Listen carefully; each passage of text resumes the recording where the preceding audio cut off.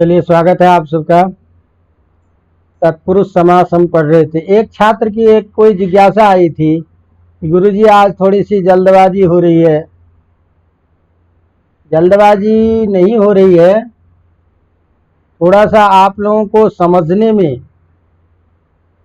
तत्परता दिखानी पड़ेगी, क्योंकि अब मैं समझता हूं कि आप लोग मेरी भाषा, पढ़ाने का तरीका ये सब समझने लगे हो, तो इसीलिए अब आपको थोड़ी अपनी गति बढ़ानी पड़ेगी समझने की। हमारी गति जो है जिस रूप में रहेगी उस रूप में आपको आना है। अब चलिए, तो अपन चतुर्थी विभक्ति तक हमने देखा और एक ही सूत्र था, चतुर्थी तदर्थार्थ बलिहित सुख रक्षित ही। और इसमें हमने चतुर्थ्यंत पद का तदर्थवाचक शब्द, इसका अर्थ हमने किया था प्रकृति विकृति भाव। तो तदर्थवाचक शब्द जो होगा वह जिस चतुर्थी विभक्ति वाले पद का समास करेंगे उसी का विकृत रूप होना चाहिए। तो यूप के लिए दारू है, तो उसको हमने कहा कि दारू का ही प्रकृत विकृत भाव है यूप, इसलिए प्रकृत विकृत भाव अर्थ होने के कारण तदर्थ होने से चतुर्थी विभक्ति का समास हो, चतुर्थ्यंत यूपाय का दारू के साथ समास हो गया। बाकी आपने अर्थ बलि हित सुख रक्षित का देखा। अब इसके आगे जो समास है वो है पंचमी तत्पुरुष। तो नाम से ही हमको पता चल गया कि पंचम्यंत जो शब्द होगा, पंचमी विभक्ति जिसके अंत में होगी, ऐसे शब्दों का जो समास होगा उत्तर पदार्थ प्रधान होगा, तो उस समास का नाम पंचमी तत्पुरुष हम कहेंगे। अवगतम? तो उसके लिए पहला सूत्र है पंचमी भयेन। तो भयेन में भय शब्द से तृतीया विभक्ति है, तो तृतीया विभक्ति का अर्थ क्या करते हैं? साथ। तो अर्थ क्या हुआ? भय के साथ। तो भय शब्द पढ़ा गया है, तो इसीलिए अर्थ करेंगे भय शब्द के साथ। पंचम्यंत का, पंचमी विभक्ति है जिसके अंत में ऐसे शब्दों का समास होता है। अवगतम? तो पंचम्यंत जब जो शब्द, उस पंचम्यंत शब्द का भय शब्द के साथ में, भय शब्द कैसा? वही सुबंत प्रथमान। तो भय शब्द जो सुबंत प्रथमान, तो उसके साथ समास होगा। अवगतम? तो जैसे भय का मतलब होता है डरना, तो जिससे हम डरेंगे, भय जिससे होगा, उस शब्द में पंचमी विभक्ति होती है, क्योंकि हम ये बात कारक प्रकरण में पढ़ चुके हैं कि जिससे डरता है। भीत्रार्थानाम भय हेतु, भयार्थक और त्राणार्थक धातु के योग में पंचमी होती है। उदाहरण आपने पढ़ा था चोराद विभेति, सिंघात विभेति। तो यहाँ ये सूत्र कह रहा है कि भय शब्द के साथ समास होगा। तो किसका समास होगा? पंचम्यंत का। तो पंचम्यंत में कौन शब्द होगा? जिससे हम डरेंगे। तो ऐसे डरने अर्थ में जिससे डरेंगे, उस पंचम्यंत पद का समास होगा भय शब्द से। जैसे उदाहरण दे रहा चोरात भयम, तो यहाँ चोर से डर, तो चोर से डर रहा है, तो पंचम्यंत पद हो गया चोरात और भय शब्द हो गया सुबंत। तो पंचम्यंत शब्द का समास होने से विभक्ति का लोप जाकर के मिल जाएगा, प्रयोग क्या बन गया? चोर भयम।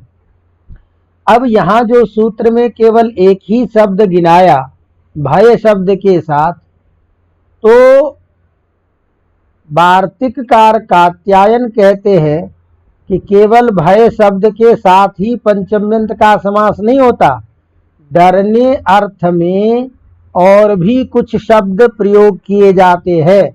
तो डरने का वाचक जो और भी कुछ शब्द है उन सभी शब्दों के प्रयोग में भी हम समास करेंगे पंचम्यंत का। तो कहा वो चीज कौन कौन है, तो उसके लिए वार्तिक में कहा भय, भीत, भीति, भीः, भीरिति वाच्यम। माने भय शब्द, भीत शब्द, भीति शब्द, भीः शब्द और भीः शब्द, ये सभी शब्द सुबंत डरने अर्थ में प्रयोग होता है। तो भीत मने भी डरना, डरा हुआ, भीति मने भी डरना, भीः मने भी डरना और भी मने भी डरना। तो एक जगह छोटी ई है भी में, एक जगह भी में बड़ी ई है। ये सारे सुबंत शब्द बने हैं डरना इस अर्थ को बताने में। तो इन सभी, जैसे भय शब्द के साथ समास होगा, इसी तरह से इन सभी शब्दों के साथ भी पंचम्यंत का समास होगा। तो उदाहरण दे रहा है, जैसे ब्रिकात भीतः, ब्रिक मने भेड़िए से डरा हुआ, तो भेड़िए से डरा हुआ इस अर्थ में भीत शब्द का प्रयोग हो रहा है। किससे डर रहे, ब्रिक से, इसीलिए पंचम्यंत पद कौन होगा, ब्रिकात। इस ब्रिकात पंचम्यंत का भीत के साथ जब समास करेंगे इस वार्तिक से, भय भीत भी भीरित वाच्यम, इस वार्तिक से समास होने पर वही विभक्ति का लोप, मूल शब्द बच जाएगा कौन, ब्रिक। वो भीत से जाकर के मिलेगा, शब्द बनेगा ब्रिक भीत। ब्रिक भीत से प्राप्त संज्ञा सूरत विसर्ग करके ब्रिक भीतः। बिल्कुल ठीक इसी तरह से ब्रिक भीति ही, भीति शब्द का भी डरना तो ब्रिक भीति। सिंघात भीति ही इति सिंह भीति ही, चोरात भीति ही चोर भीति ही।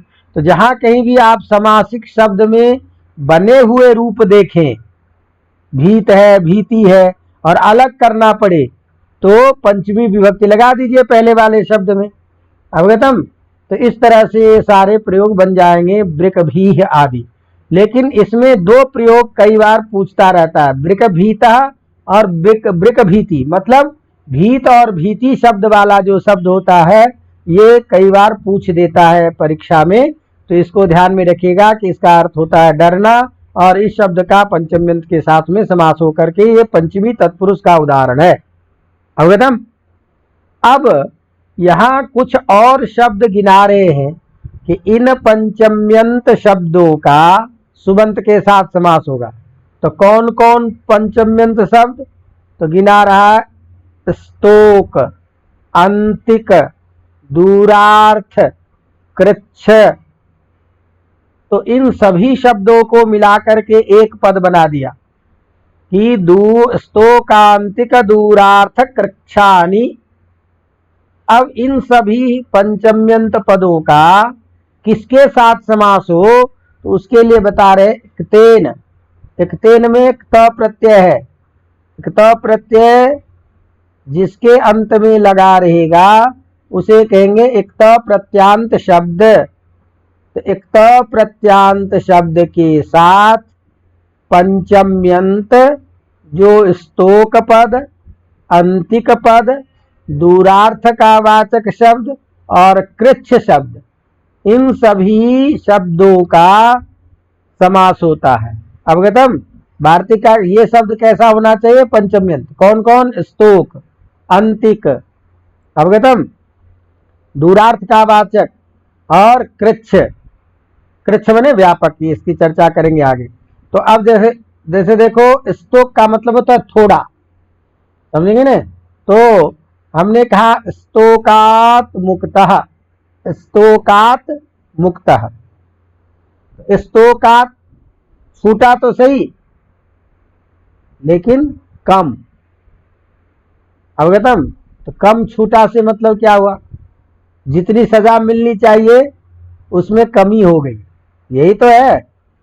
जो कष्ट था उससे कम हो गया, जो पूर्व की स्थिति थी उससे न्यूनता आ गई परिस्थिति में, उस बात को बताने के लिए कह रहे स्तोक। स्तोक माने कम। अवगतम। तो यहाँ शब्द कौन है, स्तोकात। आगे एक त प्रत्यांत शब्द कौन है, मुक्त। मुक्त जो है भूतकाल में एक त प्रत्यांत शब्द है। तो स्तोकात आगे मुक्त, इस पंचम्यंत का जब समास करेंगे यहाँ एक विशेष बातें आपको ध्यान में रखनी है, जिसकी चर्चा अभी हम करने जा रहे हैं कि अभी आपने जो कुछ भी प्रयोग पढ़ा, चाहे चोरात भयम ये प्रयोग पढ़ा, तो चोर शब्द से पंचमी के एक वचन में ngसी विभक्ति करेंगे, अलौकिक विग्रह करेंगे। तो भाई चोरात भयम ये लौकिक विग्रह है ना, अर्थ को बताने के लिए। तो समास को करने के लिए आप सब जगह क्या करते हो, अलौकिक विग्रह। अलौकिक विग्रह का मतलब है मूल शब्द और जिसमें बना हुआ है वो प्रत्यय। तो चोर ngस और भय सु। और आपने समास करके हमने कहा था कि जहां कहीं भी समास होता है, समास होते ही विभक्ति का लोप हो जाता है। तो इसीलिए चोरात में घसी विभक्ति का लोप हो करके चोर शब्द बचा और चोर का भय शब्द के साथ मिलकर के चोर भयम प्रयोग बना। तो बिल्कुल ठीक इसी तरह से स्तोकात में पंचमी है, तो पंचमी विभक्ति में भी अलौकिक विग्रह करेंगे अलग अलग। तो स्तोक ngसी मुक्त सु ये स्थिति बनेगी, क्योंकि पंचमी विभक्ति के एक वचन में प्रत्यय क्या होता है, ngसी। मूल शब्द कौन है, स्तोक। तो स्तोक ngसी मुक्त सु। अब आपने जब समास कर दिया स्तोकांतिक दूरार्थ कृच्छानिक्तेन इस नियम से, तो समास करते ही विभक्ति का लोप होना चाहिए। लेकिन आप ध्यान दीजिए कि आपको पहले वाले सर्वप्रथम अव्ययीभाव समास में ही हमने कहा था कि कुछ जगह ऐसी होती है जहां विभक्ति का लोप नहीं होता है। जिस समास में विभक्ति का लोप न हो उसी समास को हम अलुक समास बोलते हैं, ये कहा था वहां। और अलुक समास जहां होगा, जिस प्रकरण में, जिस समास में, उसको उस नाम से जानेंगे। तो जैसे वहां हमने कहा था कि अलुक अव्ययीभाव समास है, तो यहां पर में भी स्तोक आदि जो पंचम्यंत शब्द है, इसके भी पंचमी विभक्ति जो है उसका लोप होना चाहिए, लेकिन यहां लोप नहीं होता है। लोप जब नहीं होगा तो क्या होगा कि पंचमी विभक्ति में जो रूप बना है वो वैसा का वैसा ही रह जाएगा। तो स्तोकात जो है रूप जैसा वही रह जाएगा, स्तोकात ही रहेगा।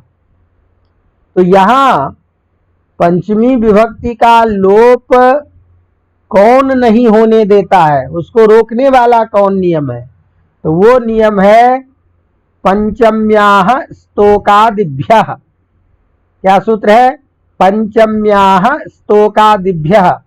ये सूत्र कहता है कि स्तोक आदि जो पंचम्यंत शब्द है, समास में उसके पंचमी विभक्ति का लोप नहीं होता है, लोप का निषेध हो जाता है। स्तोक आदि के बाद में जो पंचमी विभक्ति, उसके लोप का निषेध होता है। मतलब क्या हुआ, लोप नहीं होगा, तो पंचमी विभक्ति में जो रूप बना है वैसा का वैसा ही रहेगा और वही मुक्त से जाकर के मिलेगा। अब जब स्तोकात आगे मुक्त है, तो हमने आपको संधि प्रकरण में एक नियम पढ़ाया था, यरो अनुनासिके अनुनासिको वा। यर प्रत्याहार के बाद में जो अनुनासिक वर्ण होता है, तो यर के स्थान में अनुनासिक वर्ण होता है। तो यर वर्ण कौन है, स्तोकात में त। अनुनासिक वर्ण कौन है, मुक्तः में म। तो त के जगह पर अनुनासिक वर्ण उस वर्ग का पांचवा अक्षर हो जाता है। तो क्या बन गया, स्तोकान मुक्तः। अब चूंकि यहाँ पंचमी तत्पुरुष समास है, विभक्ति का लोप नहीं है, इसीलिए इसको हम पंचमी अलुक समास भी कहते हैं। क्या कहते हैं, पंचमी अलुक समास। अर्थात ऐसे पंचमी समास जहां विभक्ति का लोप नहीं होता। अवगतम। तो इस सूत्र में जितने भी पद कहे गए हैं, कहीं भी विभक्ति का लोप नहीं होगा। तो स्तोकान मुक्तः। अब स्तोक का अर्थ जैसे कम है, तो कम अर्थवाचक जो कोई और भी शब्द है, तो वहां भी पंचम्यंत का सुबंत के साथ समास होगा। तो जैसे अल्पात मुक्तः, तो स्तोक का अर्थ जैसे अल्प है, उसी तरह से अल्प शब्द भी उसी अर्थ का वाचक है। तो अल्पात इस पंचम्यंत पद का भी मुक्त के साथ समास होकर के अल्पान मुक्तः। इसी तरह से अंतिक का मतलब होता है पास, तो पास से आया, इस अर्थ को बताने के लिए क्या बोलेंगे, अंतिकात आगतः। पंचमी विभक्ति है ही, विभक्ति का लोप नहीं हुआ, तो द में बदलता है संधि के नियम से। नियम आप लोग पढ़े होंगे, झलाम जसोन्ते, किसी भी पद के अंत में यदि झल प्रत्याहार का वर्ण होता है तो तीसरे अक्षर में बदल देता है। तो झल प्रत्याहार में कौन है, त, उसको तीसरे अक्षर में बदल देंगे द। इसी क्या नहीं, अंतिकाद आगतः जाकर मिलेगा, क्या बनेगा, अंतिकाद आगतः।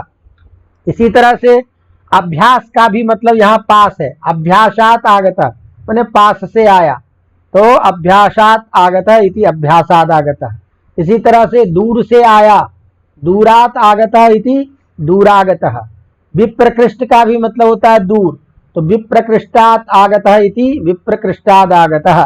कृच्छात आगतः माने पूर्ण रूप से आ गया, अपना सब थैला झोला सब लेकर के पहुंच गया, तो पूर्ण रूप से आ जाना। तो कृच्छ माने व्यापकत्व, तो कृच्छात पंचमी विभक्ति है, उसको आगत जो प्रत्याम शब्द के साथ में समास। अवगतम। तो अब ऐसे प्रयोग में स्तोकान मुक्तः प्रयोग कई बार पूछ देता है परीक्षा में, तो इसको ध्यान रखिएगा कि यहाँ पंचमी अलुक समास है, समास तो होता है स्तोकांतिक दूरार्थ कृच्छानिक्तेन से, और पंचमी विभक्ति के लोप का निषेध करता है पंचम्या स्तोकादिभ्यः। अवगतम। तो ये पंचमी तत्पुरुष का भी आपका प्रकरण संपन्न होता है। अब हमारा अगला नियम है षष्ठी तत्पुरुष।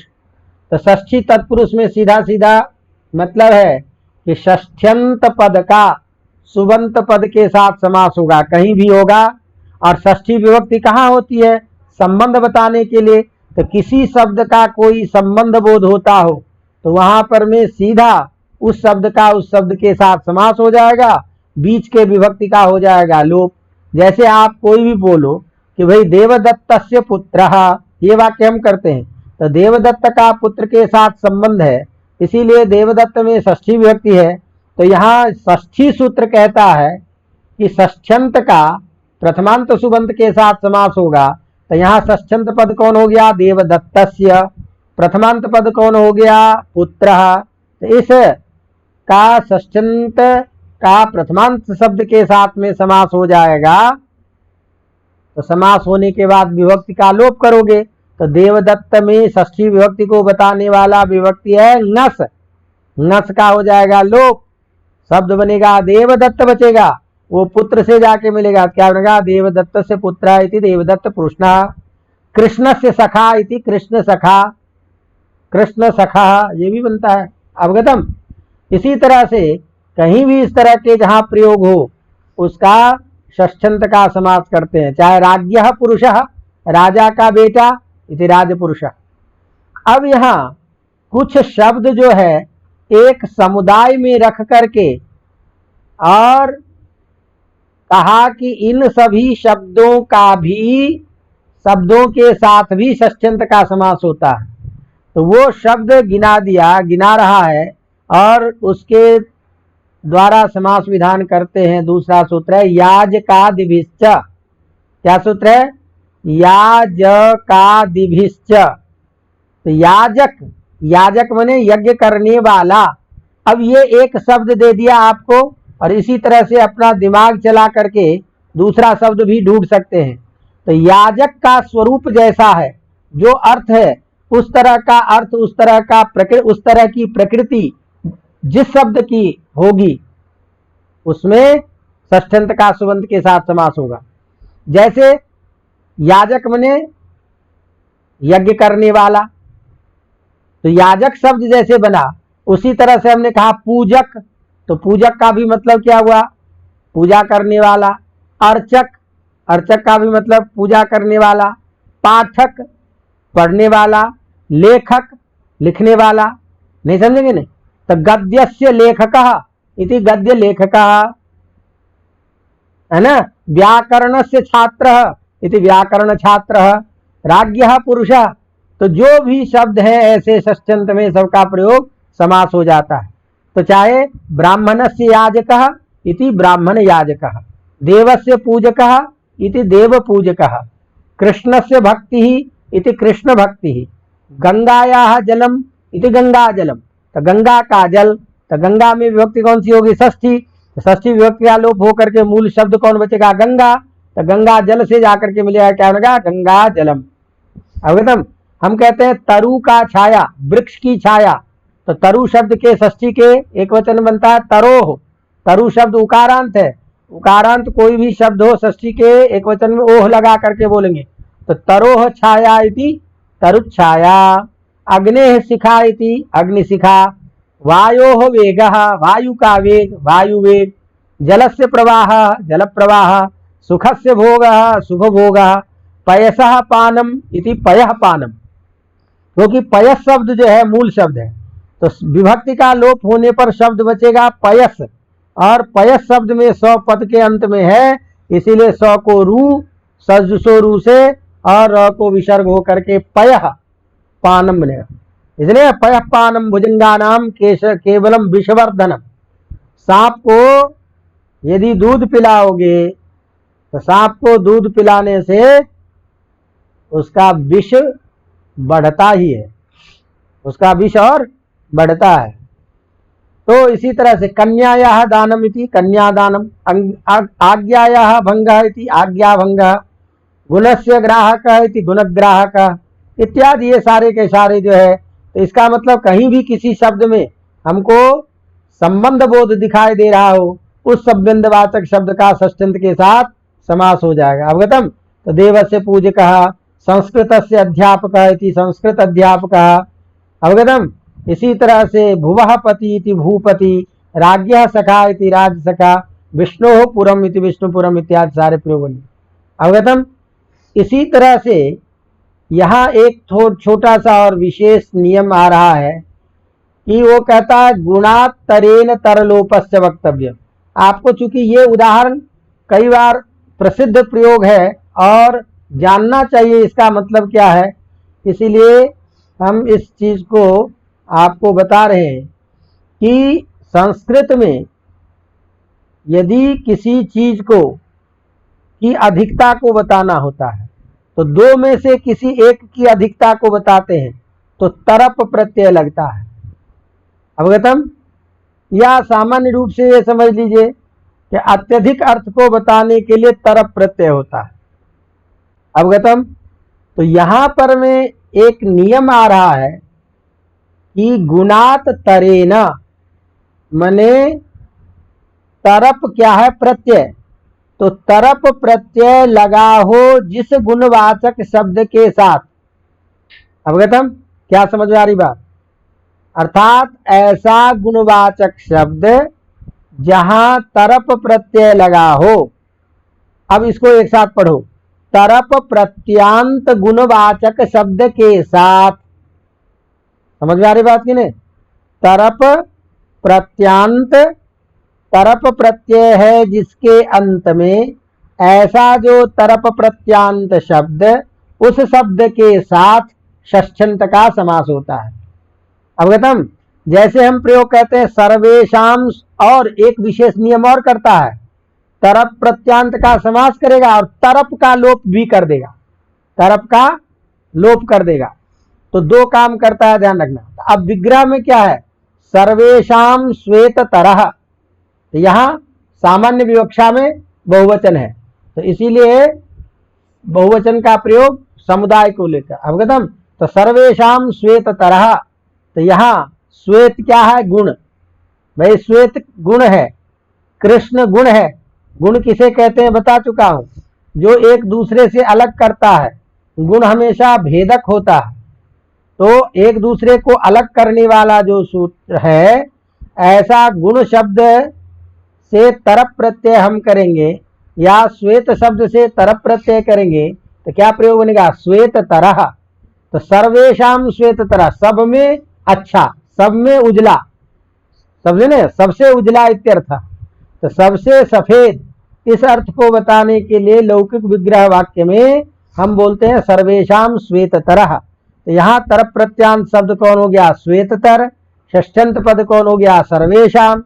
इसका समास करेंगे तो मूल शब्द है सर्व, और श्वेत तर के बाद तर का लोप भी हो जाएगा, तो शब्द केवल क्या बचेगा? श्वेत। तो सर्व और श्वेत जाकर के मिल जाएगा, क्या बन जाएगा?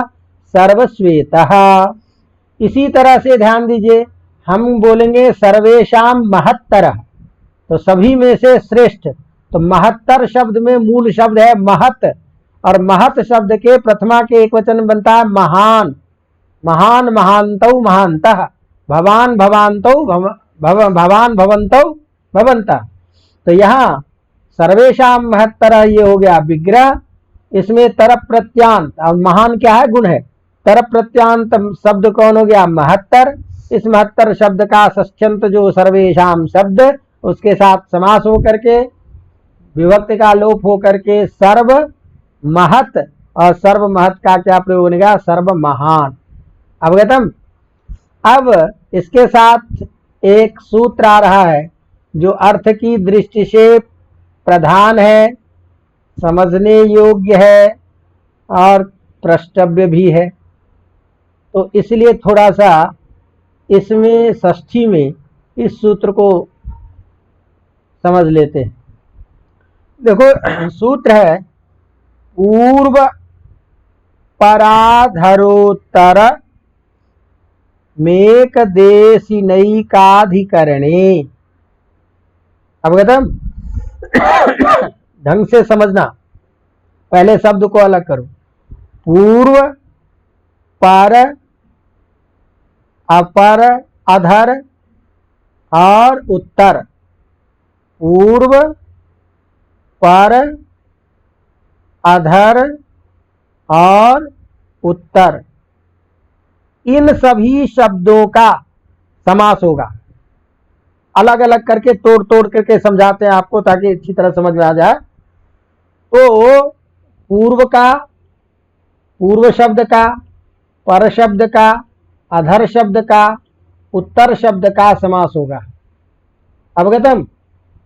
अब ये ध्यान दो, ये पूर्व, पर, अपर, ये जो शब्द है ये क्या है? एक हिस्सा है, एक हिस्सा का वाचक है।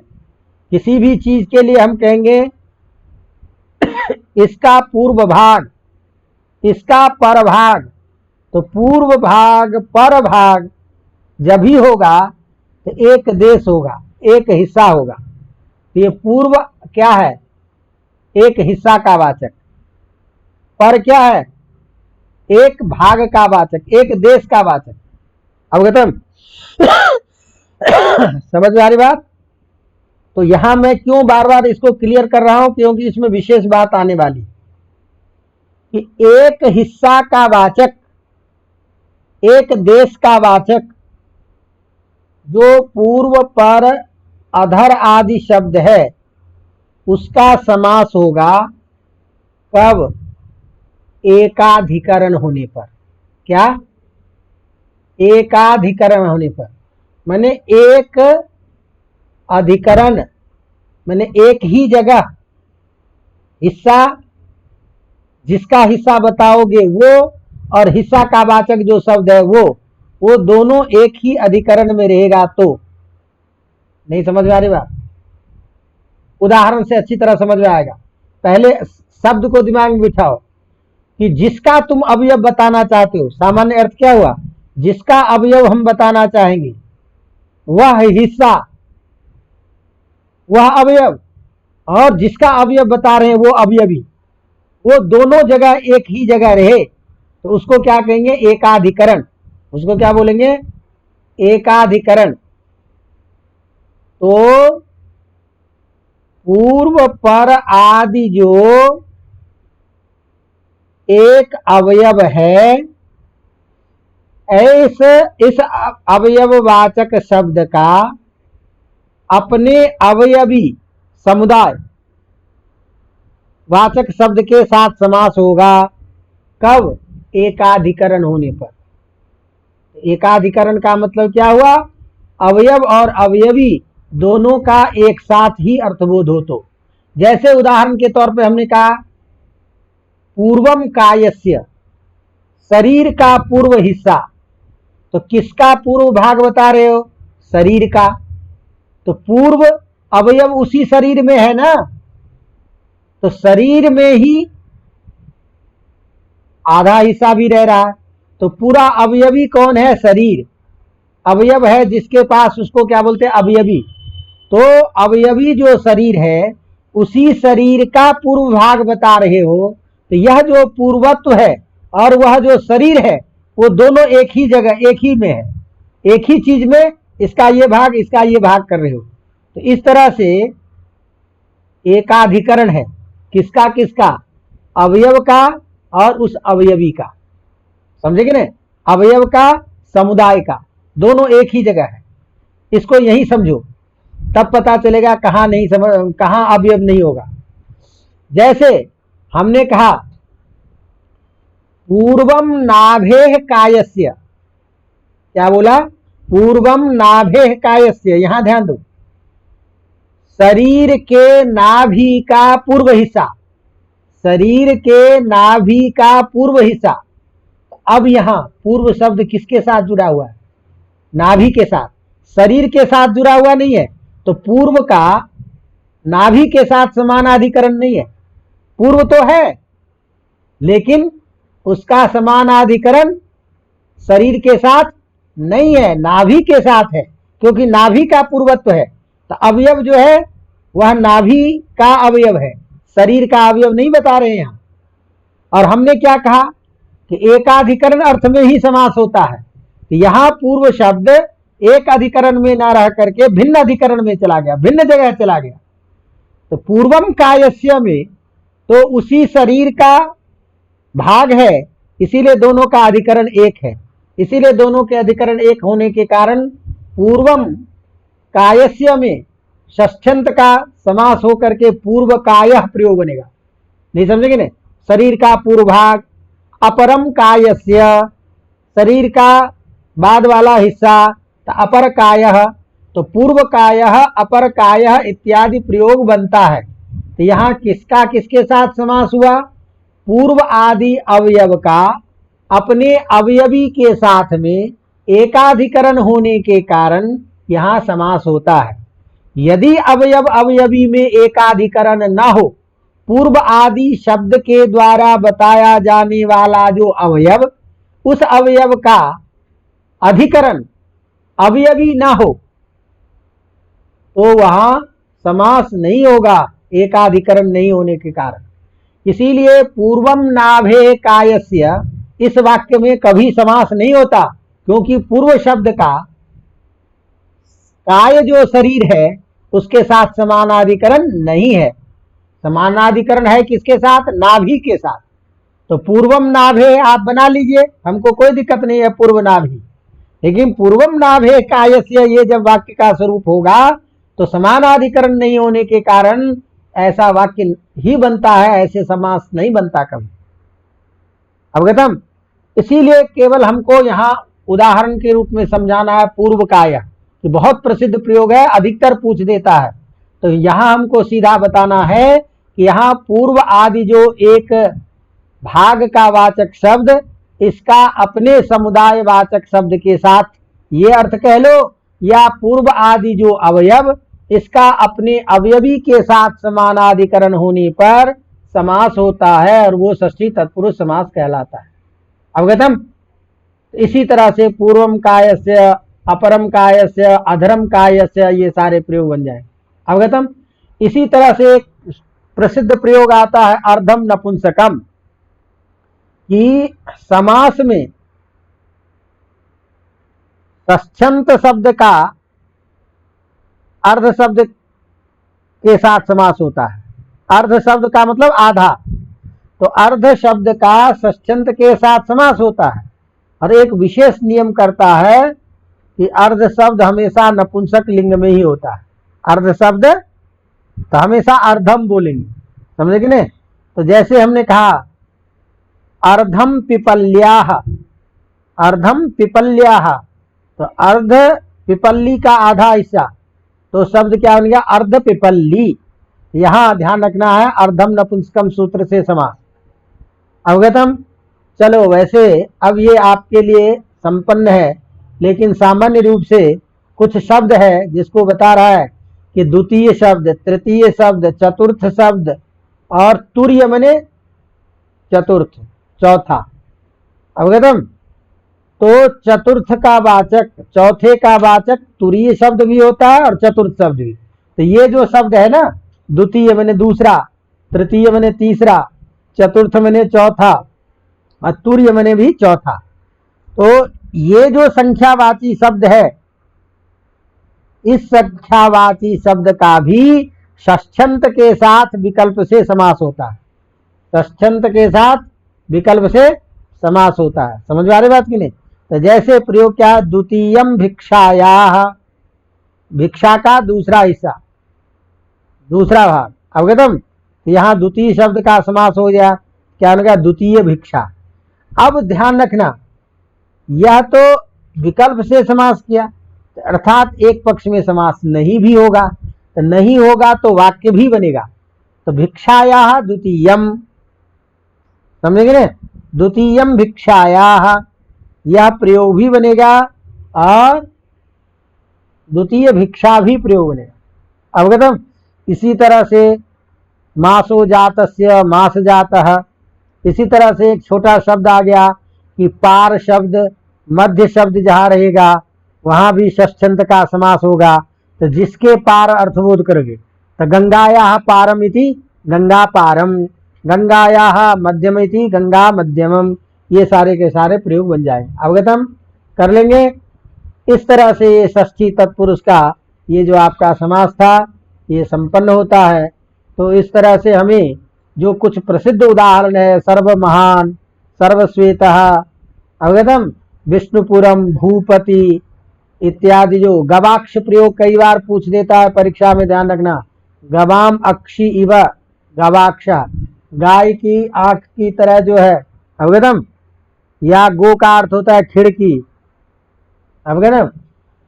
तो उस अर्थ को बताने के लिए ये सब कुछ प्रयोग ऐसे हैं प्रसिद्ध जिसको ध्यान रखना चाहिए। चलिए अब अगला आ गया सप्तमी सौंदर्य। क्या सूत्र आ गया? सप्तमी सौंदर्य।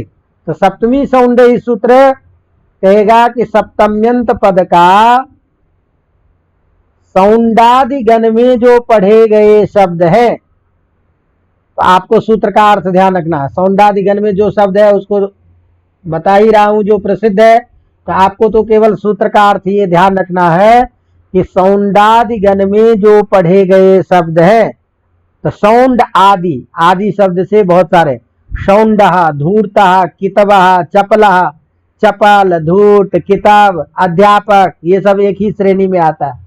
इसको एक ही गण में रख दिया पाणिनि जी ने। अवगतम? तो सप्तम्यंत पद का सौंडादि गण में पढ़े गए जो शब्द, उन शब्दों के साथ समास होता है और उसको हम सप्तमी तत्पुरुष समास कहेंगे। अवगतम? समझ में आ गई बात? जैसे अब सौंड कहते हैं धूर्त को, चालाक को, तो जिस चीज में वो चालाकी करेगा तो कहते हैं अक्षेषु सौंडः इति अक्ष सौंडः। अक्ष कहते हैं जुआ खेलने को, पासा को बोलते हैं अक्ष, जो शकुनी पासा फेंकने में माहिर है, तो उसमें जो धूर्त है उसी को क्या कहे, अक्षेषु धूर्तः, अक्षेषु सौंडः, अक्षेषु कितवः, कितब भी धूर्त को कहते हैं, सौंड भी धूर्त को कहते हैं, अवगत, और धूर्त भी धूर्त है। अर्थात धूर्त का मतलब क्या हुआ, असत्य के द्वारा, छल के द्वारा। अवगतम? जैसे मृग मरीचिका, पश्यतोहर की तरह, सुनार जो होता है ना उसको पश्यतोहर बोलते हैं। क्या मतलब, देखते देखते आंख के सामने जो चुरा ले, इसलिए उसको कहते हैं पश्यतोहर। देखते देखते सोना कहाँ विलीन कर देगा पता ही नहीं चलेगा। अवगतम? तो इस तरह से अक्षेषु सौंडः, अक्ष सौंडः, भाई सप्तम्यंत का समास कर लेंगे, विभक्ति का लोप हो जाएगा। अक्षेषु में कौन सी विभक्ति है, अक्ष शब्द के सप्तमी के बहुवचन में, अक्ष शब्द के सप्तमी के बहुवचन में बनेगा अक्षेषु। तो अलग अलग करेंगे प्रकृति प्रत्यय क्या बनेगा, अक्ष और सुप, सप्तमी के बहुवचन में। समास करने के बाद विभक्ति का लोप, तो मूल शब्द क्या बन गया? अक्ष। वो सौंड से जाके मिलेगा, क्या बनेगा? अक्ष सौंडा। इसी तरह से अक्षेषु कितवः में क्या बचा? अक्ष प्लस कितव जाके बनेगा अक्ष कितवः। अक्षेषु धूर्ता इति अक्ष धूर। इसी प्रकार का और भी जो भी शब्द बना, जैसे हम कहते हैं शास्त्रे प्रवीणः, शास्त्र में प्रवीण है। अब इसका मतलब एक वाक्य का अर्थ यदि इस दिमाग में बैठ जाता है तो इस तरह का कोई भी वाक्य आप बोलोगे। हिंदी के वाक्य में तो स्वयं समास हम कर सकते हैं, नहीं समझेंगे ना? हमने कहा शास्त्रे पंडितः प्रवीणः, और आपने कहा धर्मे पंडितः, धर्मे निमग्नः तो धर्म निमग्नः, ज्ञाने निष्ठः, ज्ञाने निष्ठा यदि ज्ञान निष्ठा, नहीं समझेंगे ना? समझ में आ रही बात? धर्मे विश्वासः इति धर्म विश्वास, धर्म में विश्वास है। कर्मणि निपुणः, काम में निपुण है, तो क्या बचेगा? मूल शब्द हो गया कर्म, तो कर्म निपुण। समझ में आ रहा है कि केवल सिर हिलाते जा रहे हो तुम लोग? अवगतम? तो कर्मणि निपुणः इति कर्म निपुणः। कर्मन शब्द है, सप्तमी के वो एक वचन में करोगे नी, तो कर्मन नी, आगे क्या होगा? निपुण। विभक्ति का लोप होने के बाद कर्मन के न का कर देंगे लोप, मूल शब्द बचेगा कौन? कर्म, तो जाके बनेगा कर्म निपुण। धर्म निपुणः, ज्ञान निपुणः इत्यादि सारे प्रयोग इसी तरह से। विचारे पटु, विचार में पटु है, विचार करने में दक्ष है। व्याख्याने चतुरः, व्याख्यान में चतुर है। विषये चपलः, विषय में चपल है, चंचल है, इत्यादि इत्यादि। अब इन सारी चीजों के पढ़ने के बाद अब एक उदाहरण आ रहा है जो बहुत प्रसिद्ध है, और यह कुछ काम भी विशेष होता है, ध्यान रखिएगा। अब एक उदाहरण आ रहा है ईश्वरे अधि। क्या है? ईश्वरे अधि, ये विग्रह है। और अधि का मतलब हमने आपको बताया था, अधि जो उपसर्ग है इसका अर्थ होता है सप्तमी, अधिकरण कारक होता है ना। तो ईश्वर में होने वाला, ईश्वर में रहने वाला, इस अर्थ को बताने के लिए तो एक नियम आया कि अध्युत्तर पदार्थ ख, माने अधि शब्द है जिसके बाद में, क्या? अधि शब्द है जिसके बाद में, तो किसके बाद में रहेगा? प्रसंग किसका चल रहा है? सप्तमी तत्पुरुष का। तो सप्तम्यंत शब्द के बाद अधि होने पर सीधा ये अर्थ करो, सप्तम्यंत पद के बाद अधि होने पर। समझ में आ रही बात? या इसको और भी स्पष्ट करना चाहो तो सप्तम्यंत शब्द का अधि शब्द के साथ समास होने पर, समझेंगे ने, एक विशेष प्रत्यय होता है ख, तो समास भी होगा और क्या होगा? ख प्रत्यय भी होगा। समझ में आ रही बात कि नहीं? अब जहां कहीं भी ख प्रत्यय होता है तो ख का बदलाव हो जाता है ईन। ख का बदलाव क्या होता है? ईन। जहां कहीं भी शब्द के अंत में ईन सुनाई दे तो ये तद्धित प्रत्यय प्रकरण की बात है। अवगतम? तो जैसे हमने कहा ईश्वर के अधीन, ये अर्थबोध करना है। तो ईश्वर में रहने वाला, सामर्थ्य कहाँ है? ईश्वर में रह रहा है। ईश्वर के अधीन होने का मतलब क्या है? ईश्वर में वो ताकत है, इसलिए क्या कहेंगे? ईश्वरे अधि।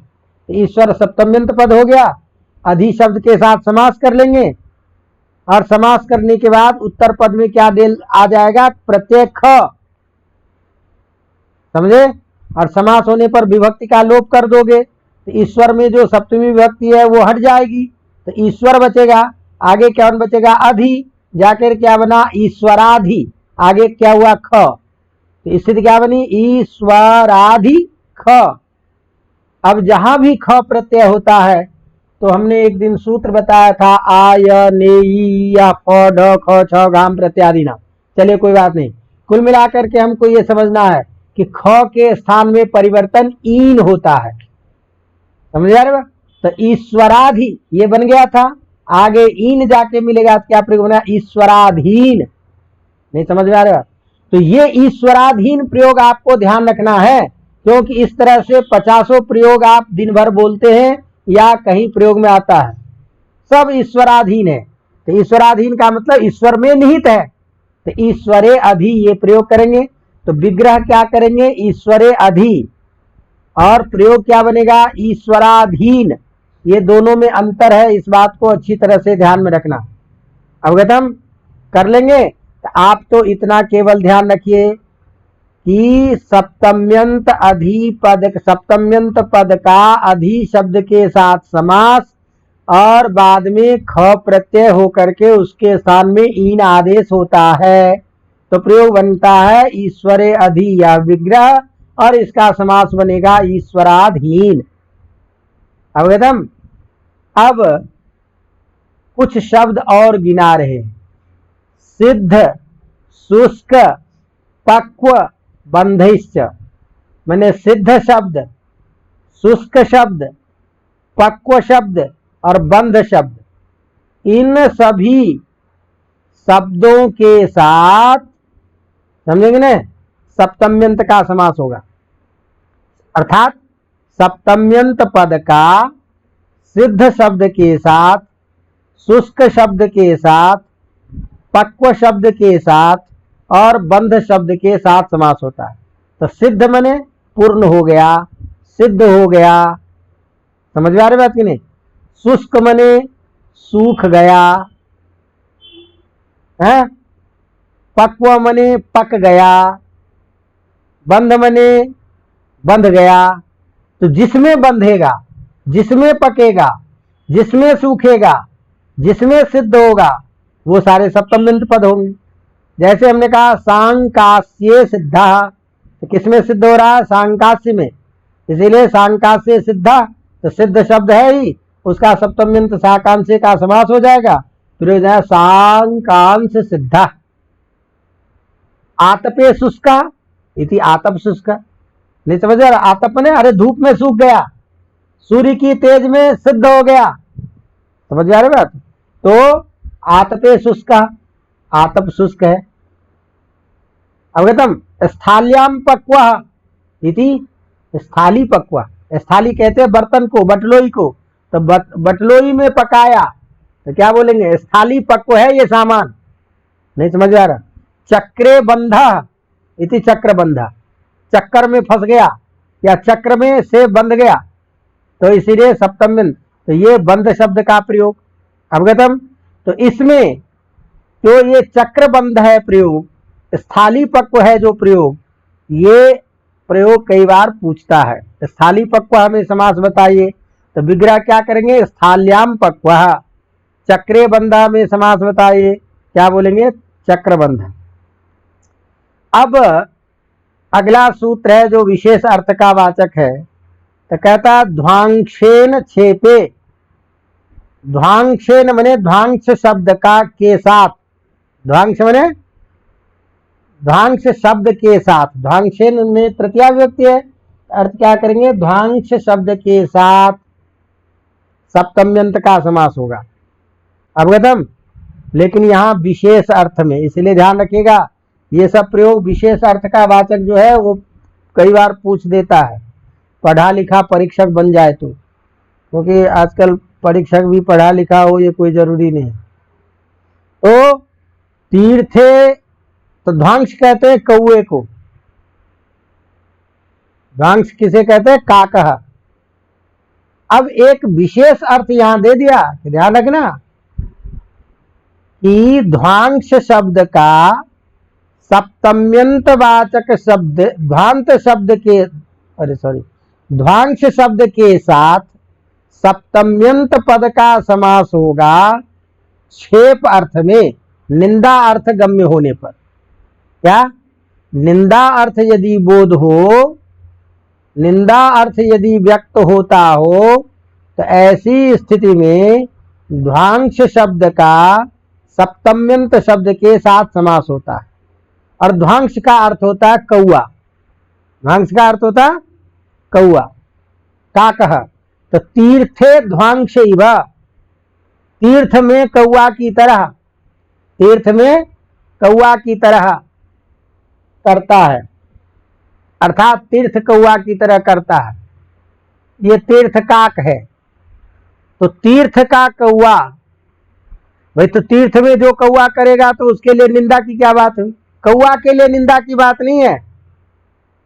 तीर्थ के काक की तरह जो करता है ऐसा छात्र, उसको कहते हैं तीर्थ काक। छात्र के लिए निंदा है। तो तीर्थ में कौआ क्या करता है? एक जगह स्थिर होकर के नहीं टिकता। भाई हजारों यात्री रहते हैं, किसी ने कुछ फेंका तो एक जगह यहां बैठा, यहां कुछ लिया चोंच में, फिर उड़ के दूसरी जगह, फिर तीसरी जगह, सब जगह गया, कुछ कुछ सामान जो है चोंच में लगाता हुआ आगे बढ़ता चला गया। तो कौआ का तो काम ही है, कौआ तो ऐसे करेगा ही। तो कौए के लिए ये निंदा नहीं है, ये निंदा है इस तरह का आचरण करने वाला जो छात्र है। मतलब क्या हुआ? जो किसी गुरु के पास निष्ठा पूर्वक रह करके, विश्वास पूर्वक रह करके चैन से एक गुरु के पास नहीं पढ़ता है, गुरु को टेस्ट लेने के लिए चलो 2 दिन यहां पढ़ लेते हैं, 2 दिन वहां पढ़ लेते हैं, 2 दिन यहां पढ़ लेते हैं, देखते हैं कैसे है। अश्रद्धया न विद्या, विद्या कभी अश्रद्धा से नहीं होती। गुरु यदि मूर्ख भी हो जाता है कई बार, लेकिन गुरु यदि आचारवान है तो आचारवान होने से तज्जन्य पुण्य से छात्र में विद्या आ जाती है। लेकिन ये बात तय है कि गुरु यदि अयोग्य है तो उसकी बहुत निंदा की गई है, और ऐसे अयोग्य गुरु से तो पढ़ना ही नहीं चाहिए। नहीं पढ़ना ठीक है, लेकिन अयोग्य गुरु से पढ़ना ठीक नहीं है। क्योंकि ज्ञान नहीं होना कोई बात नहीं है, लेकिन गलत ज्ञान हो जाना ये बहुत घातक होता है। अवगतम? क्योंकि उसको ये भी बोध होने लगता है कि मैं पढ़ाऊं, मैं समझाऊं। समझा क्या है ये नहीं पता है। इसीलिए अज्ञः सुखमाराध्य सुखतरम आराध्यते विशेषज्ञ, ज्ञान लव दुर्विदग्धम नरम ब्रह्मापि नरतम रंजयति। ये नीति शतक पढ़ेंगे तब। मूर्ख को समझाना बहुत आसान है, मूर्ख को समझा सकते हैं आराम से, क्योंकि मूर्ख को कुछ पता नहीं है, जो कहोगे वो विश्वास पूर्वक मान लेगा। उससे भी आसान है पढ़ाना विशेषज्ञ को, जो बहुत ज्यादा ज्ञानवान है, उसको पढ़ाने में और आनंद है, क्योंकि उसको सब कुछ बताने की जरूरत नहीं है, इशारे से समझ जाता है गुरुजी क्या कह रहे हैं, तो ज्यादा व्याख्यान की जरूरत नहीं पड़ती। लेकिन ये बीच वाला जो होता है ज्ञान लव दुर्विदग्ध, थोड़े से कुछ चीज को सीख करके जो मन में जिसको एक ढीठपना हो गया है कि मैं पढ़ा लिखा हूं, ऐसा जो ज्ञान लव दुर्विदग्ध व्यक्ति होता है, ब्रह्मापि तम नमन रंजे, ब्रह्मा भी आकर के कहेंगे, उसकी तो हालत क्या हो जाती। किसी ने कहा कि इस चीज का अर्थ मुझे समझा देगा कोई, तो सारे जमीन जायदाद लिख देंगे जितने भी है। उसकी पत्नी ने कही कि भाई पागल हो गए हो क्या आप, ये भारतवर्ष है, यहाँ विश्वविद्यालय में ही पंडित नहीं मिलते, गांव के कोने कोने में ऐसे पंडित सब बैठे हैं जो बड़े बड़े महारथी को चलने नहीं देता। तो तुम जो प्रश्न कर रहे हो उसका कोई ना कोई जवाब दे ही देगा, तो क्या करोगे, सारी संपत्ति लिख दोगे? अब तुम मुझे इतना बेवकूफ समझ रही है? वो बोलता है 50 बार समझा देगा, पूछेगा समझे, कहूंगा नहीं, क्या कर लेगा बता। कितना भी समझदार हो, समझाने वाला हो, समझा दे और पूछेगा समझे, कहूंगा नहीं समझा, ठीक नहीं लग रहा है, तो ऐसे में कौन करेगा। तो ज्ञान लव दुर्विदग्धम नरम ब्रह्मापि न रंजे, तो ये किस प्रसंग में कह रहा था? हाँ, तो ऐसा जो छात्र जो गुरु में श्रद्धा न रख करके कभी इसके पास कभी इसका, तो एक जगह स्थिर होकर के जो अध्ययन नहीं करता है, ऐसे छात्र को तीर्थ का कहा जाता है। तो छात्र के लिए ये निंदा है। भाई कौआ का तो स्वभाव है, कौआ के लिए निंदा नहीं है, उसका तो स्वभाव मुक्ति कथन है। तो तादृशा यही छात्र, ऐसा जो छात्र होता है स छात्र निंदितः एवं छात्र निंदितः भवति। अतः एक गुरु अवगतम, या गुरु में श्रद्धावनत होकर के ही गुरु शुश्रूषया विद्या पुष्कलेन धनेन च यथा खनन खनित्रेण। क्या समझे? जैसे कुआं को खोदते खोदते खोदते खोदते आखिरकार पानी निकल ही जाता है, और जब पानी निकल जाता है तो जितना कीचड़ मल रहता है वह भी धुल जाता है उसी पानी से, और जल के पीने से शीतलता आनंद भी आता है। तो ऐसे गुरु के सेवा करते करते करने रहने पर भी गुरुगता विद्या छात्रेषु उपगच्छति। गुरु पढ़ाए नहीं पढ़ाए तब भी गुरु की विद्या छात्र में सीधे प्रवेश कर जाती है। इसीलिए दर्शनात्, स्पर्शनात्, वाचः, गुरु की दृष्टि से भी विद्या चली जाती है, गुरु के स्पर्श से विद्या प्रविष्ट हो जाती है। लेकिन गुरु भी ऐसा होना चाहिए साधक। आजकल के गुरु से कुछ होने जाने वाला नहीं है। गुरु भी ऐसा चाहिए जो स्वयं तपोनिष्ठ हो, स्वयं धर्मनिष्ठ हो, स्वयं आचरण निष्ठ हो, तभी न विद्या फलवती होती है। तो गुरु तो खुद तो गुरु पना है ही नहीं, तो गुरु पना जब नहीं है गुरु में तो छात्र उसका महत्व कैसे देगा? इसीलिए अभी भी छात्रों का, अध्यापकों का बहुत महत्व है। जो अध्यापक छात्र से जुड़ा होता है पढ़ता है। चलो कोई बात नहीं, कि बीच बीच में कुछ होना चाहिए। तो इस तरह से ऐसे छात्र के लिए कहते हैं तीर्थ का कहा अवगतम। तो ये सप्तमी तत्पुरुष आपका समास संपन्न होता है।